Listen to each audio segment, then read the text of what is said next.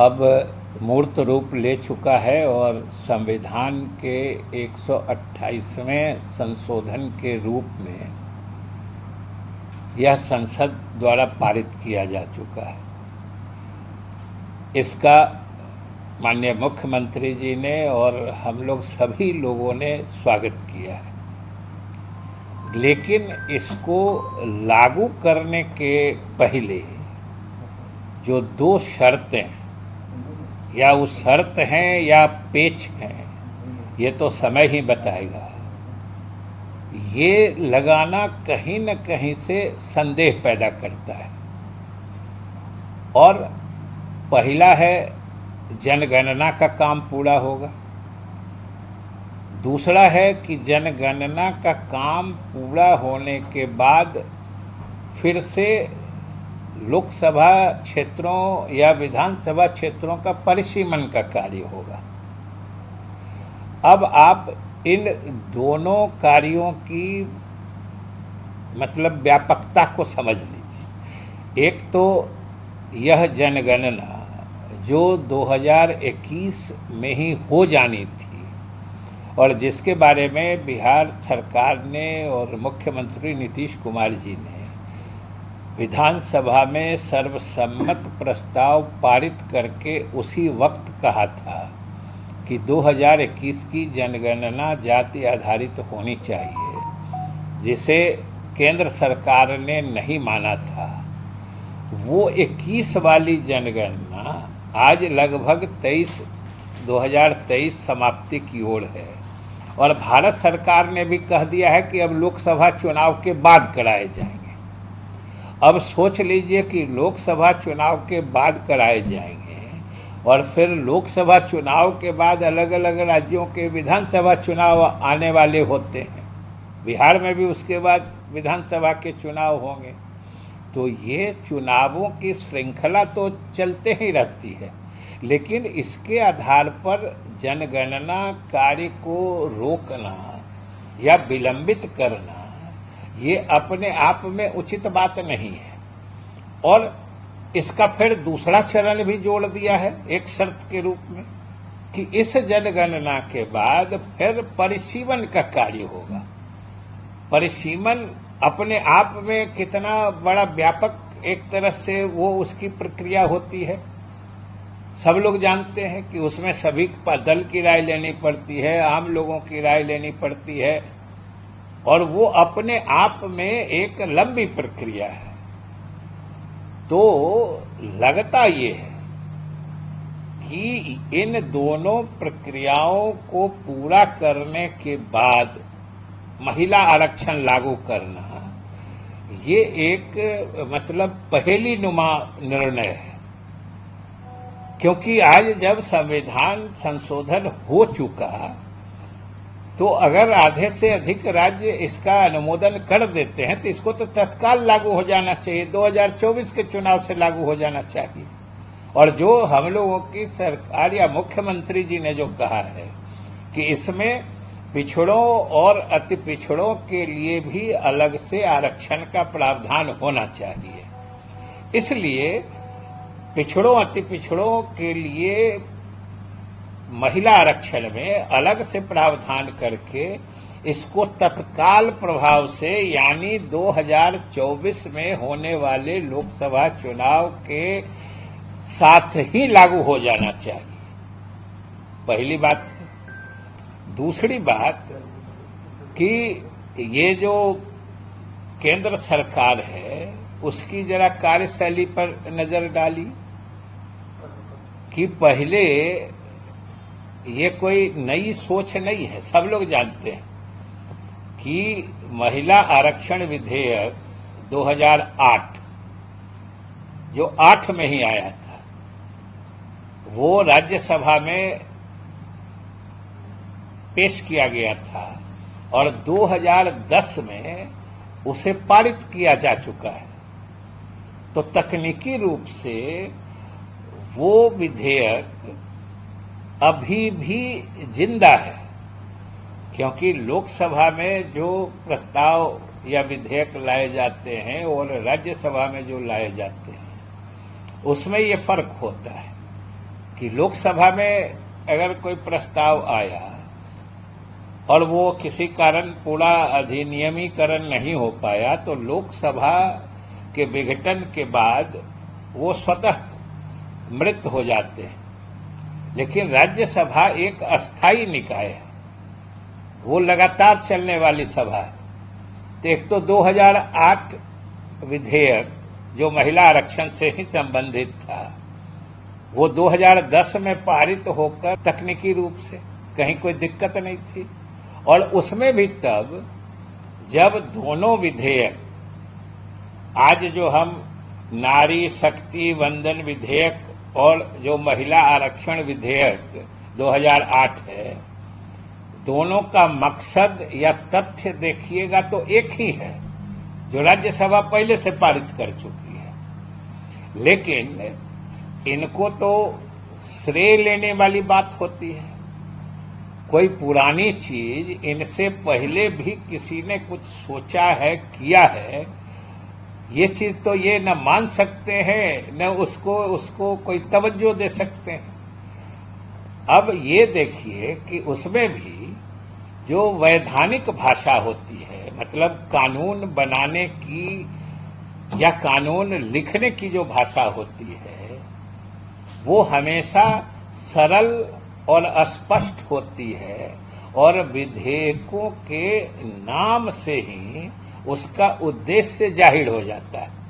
जैसे देखिए, पहले महिला आरक्षण विधेयक है, यहां पंचायती राज संस्था में जो आरक्षण का विधेयक हम लोगों ने लाया था, वो नाम से ही आपको पता चल जाएगा कि इसका मकसद क्या है। तो पहले महिला आरक्षण विधेयक है, सब लोग समझ रहे हैं महिलाओं के आरक्षण के लिए है, लेकिन नाम बदल के अब ये हो गया नारी शक्ति वंदन विधेयक।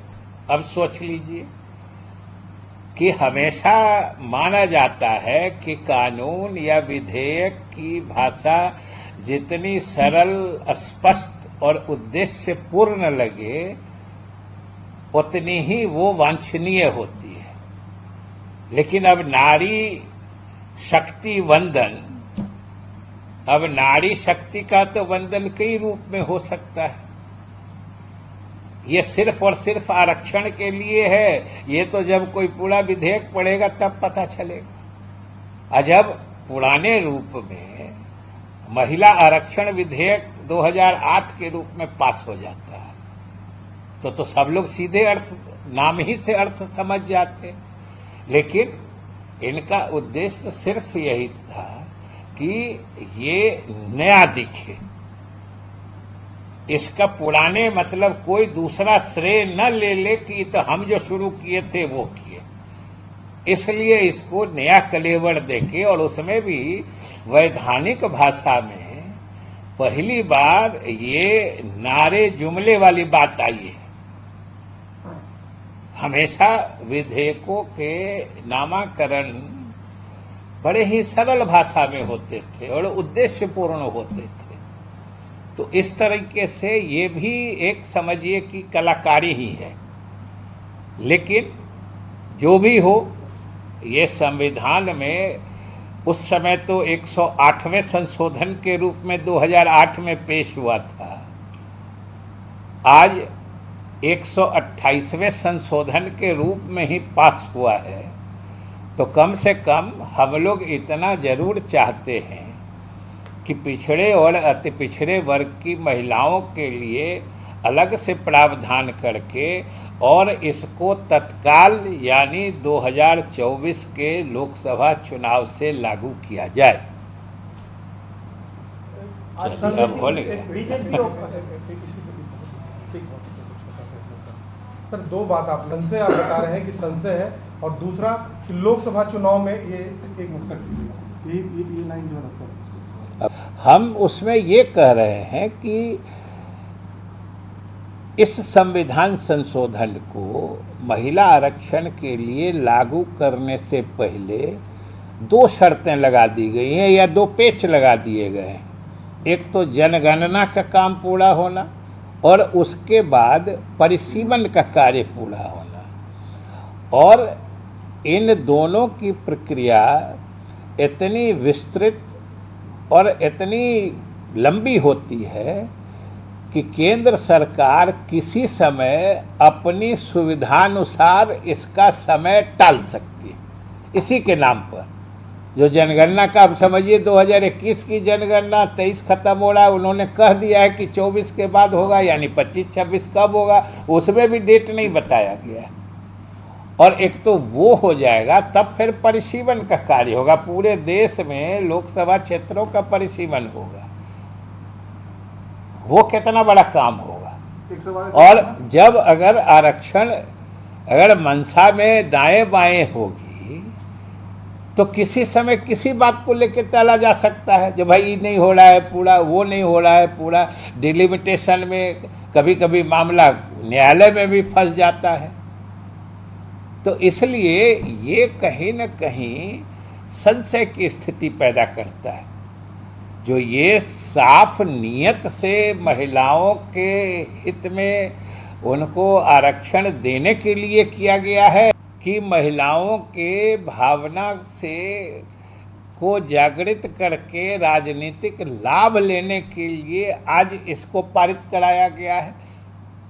और अगर मंशा साफ होती तब तो अगले चुनाव से लागू हो जाता। आज संविधान संशोधन हो गया। आप लोगों की क्या मांग है? हम लोग की मांग है कि पिछड़े अति पिछड़े वर्ग की महिलाओं के लिए अलग से आरक्षण का प्रावधान करके इसको तत्काल 2024 के लोकसभा आम चुनाव से ही लागू किया जाए। आज बीजेपी ऑफिस में दिल्ली में बहुत सारे बज रहे हैं, प्रधानमंत्री को स्वागत किया जा रहा है कि उन्हीं को श्रेय दिया जा रहा है। बीजेपी के तमाम लोग कह रहे हैं कि नेता मंत्री कह रहे हैं कि बेवकूफ़ बना रही थी आगे की सरकारें, आगे की पार्टियां, प्रधानमंत्री पूरा श्रेय लेने का जो होड़ है, कैसे देखते हैं सर? हमने कहा ना कि इसमें तो जान लीजिए, इसमें तो इन लोगों को महारत है, इसमें कोई इनका सानी नहीं है और न कोई दूसरा दल इसमें इनके नज़दीक भी खड़ा हो सकता है। संसाधन की प्रचुरता है और ये जो कहते हैं आडंबर खड़ा करने की, ये तो इनका विशेष गुण है।